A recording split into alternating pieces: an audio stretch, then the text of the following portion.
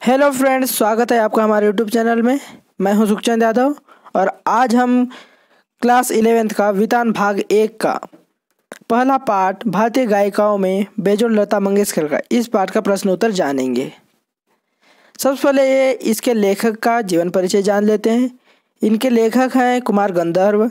इनका मूल नाम था शिवपुत्र सड़ीदारमैया कामकली। इनका जन्म हुआ सन 1924 में सुलेभावी जिला बेलगांव कर्नाटक में और इनका मृत्यु हुआ सन 1992 में। और इनको सम्मान मिला था कालिदास सम्मान और पद्म विभूषण सहित बहुत से सम्मान से अलंकृत किया गया है। मात्र 10 वर्ष की उम्र में गायकी की पहली मंची प्रस्तुत की इन्होंने। उनके संगीत की मुख्य विशेषता माला लोक धुनों और हिंदुस्तानी शास्त्रीय संगीत का सुंदर सामंजस्य है, जिसका अद्भुत नमूना कबीर के पदों का उनके द्वारा गायन है। लोक में रचे बसे लुप्त प्राय पदों का संग्रह कर और उन्हें स्वरों में बांधकर कुमार गंधर्व ने इन्हें अंतर्राष्ट्रीय पहचान दी। चलिए अब इस पाठ के प्रश्न उत्तर की ओर। पहला प्रश्न, लेखक ने पाठ में गानपन का उल्लेख किया है। पाठ के संदर्भ में स्पष्ट करते हुए बताएं कि आपके विचार में इसे प्राप्त करने के लिए किस प्रकार के अभ्यास की आवश्यकता है। उत्तर, गानपन का अर्थ गाने का वह तरीका है जिसे सुनकर लोग आनंदित हो जाएं। इस प्रकार के गानपन को पाने के लिए हमें योग्य गुरु की शरण में जाना पड़ेगा, विधिवत संगीत की शिक्षा लेनी पड़ेगी तथा कड़ी अभ्यास करना पड़ेगा। तब कहीं जाकर हम गानपन के योग्य बन पाएंगे। लता ने इस गानपन को पाने के लिए बहुत परिश्रम किया है। उनका गानपन सुनकर ही लोग मस्त हो जाते हैं। प्रश्न 2, लेखक ने लता की गायकी की किन विशेषताओं को उजागर किया है। आपको लता की गायकी में कौन सी विशेषताएं नजर आती है, उदाहरण सहित बताइए। उत्तर, लेखक ने लता की गायकी की निम्नलिखित विशेषताओं को उजागर किया है। 1. गानपन। गानपन का अर्थ गाने का वह अंदाज है जो एक आदमी को भी भाव विभोर कर दे। लता मंगेशकर के गानों को सुनकर श्रोता मुग्ध हो जाते हैं। 2. स्वरों की निर्मलता। लता के गानों की एक और विशेषता है, उनके स्वरों में निर्मलता व कोमलता है। 3. नादमय उच्चार। लता के गीत के किन्हीं 2 शब्दों का अंतर स्वरों के आलाप द्वारा बड़ी सुंदर रीति से भरा रहता है। 4. सुरीलापन। लता के गायन में सुरीलापन है। उनके स्वर में अद्भुत मिठास, तन्मयता, मस्ती तथा लोच आदि हैं। उनका उच्चारण मधुर गूंज से परिपूर्ण रहता है।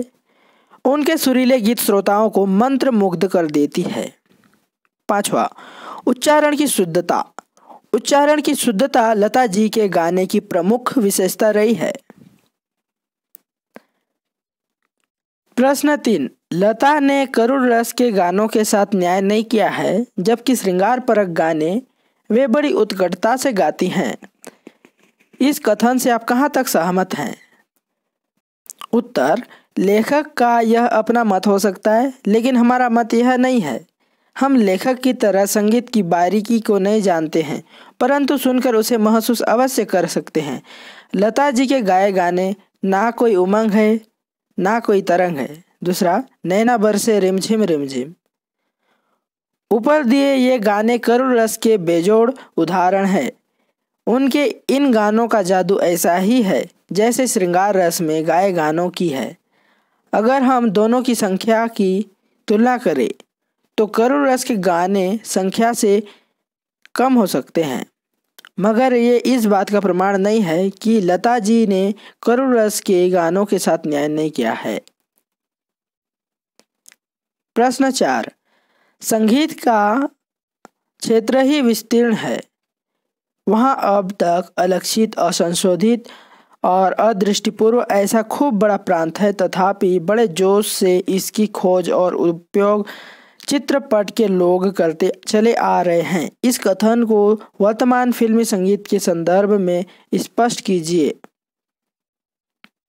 उत्तर, यह सही है कि संगीत का क्षेत्र बहुत विशाल है। इसमें अनेक संभावनाएं छिपी हुई है। यह ऐसा क्षेत्र है जहां हर रोज नए स्वर, नए यंत्र व नई तालों का प्रयोग किया जाता है। चित्रपट संगीत आम व्यक्ति का संगीत है। इसने लोगों को सुर, ताल, लय व भावों को समझने की समझ दी है। आज यह शास्त्रीय संगीत का सहारा भी ले रहा है। दूसरी तरफ लोकगीतों को बड़े स्तर पर अपना रहा है।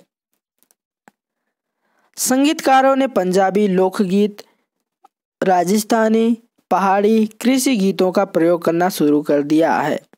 पाश्चात्य संगीत का लोकगीतों के साथ मेल किया जा रहा है। कभी तेज संगीत को, कभी मंद संगीत लोगों को मदहोश कर रहा है। इसी तरह फिल्मी संगीत नित नए नए रूपों का प्रयोग कर रहा है। प्रश्न 5, चित्रपट संगीत ने लोगों के कान बिगाड़ दिए। अक्सर यह आरोप लगाया जाता है। इस संदर्भ में कुमार गंधर्व की राय और अपनी राय लिखें। उत्तर, कुमार गंधर्व की राय और मेरी राय एक जैसी है। शास्त्रीय संगीतकार कहते हैं कि चित्रपट संगीत ने लोगों के कान बिगाड़ दिए हैं। उन्हें अब शास्त्रीय संगीत नहीं भाता है। कुमार गंधर्व इस बारे में विपरीत ख्याल रखते हैं। उनका मानना है कि चित्रपट संगीत ने लोगों के कान में सुधार किया है। कुमार गंधर्व ने कहा भी सही है, चित्रपट संगीत ने लोगों की संगीत के प्रति रुचि बढ़ाई है। हम भी यही मानते हैं। भारतीय फिल्मों ने संगीत को नए आयाम दिए हैं। हर वर्ग के लोगों के दिलों में ये छाए हैं। आज फिल्मों में निर्माता इन्हें बेचकर ही मुनाफा कमा रहे हैं। इससे पता चलता है कि लोगों की संगीत के प्रति कितनी रुचि बढ़ गई है। प्रश्न 6, शास्त्रीय एवं चित्रपट दोनों तरह के संगीतों के महत्व का आधार क्या होना चाहिए? कुमार गंधर्व की इस संबंध में क्या राय है? स्वयं आप क्या सोचते हैं? उत्तर, कुमार गंधर्व के अनुसार शास्त्रीय तथा चित्रपट दोनों तरह के संगीत के महत्व का आधार है कि वे सुनने वालों को आनंद देने की क्षमता रखते हैं। किसी भी प्रकार के गाने में मधुरता का होना आवश्यक है। शास्त्रीय संगीत की रंजक क्षमता ही उसके सौंदर्य को बढ़ाती है तथा इसके रसिकों के हृदय को आनंदित करती है। ऐसे ही चित्रपट संगीत ने शास्त्रीय संगीत को आधार बनाकर उसके ताल को आधा प्रस्तुत कर उसकी जटिलता को कम कर रसिकों की पहुंच उस तक बना दी है। आज गायक रागों के प्रकार को न जानते हों लेकिन उसे गा सकते हैं।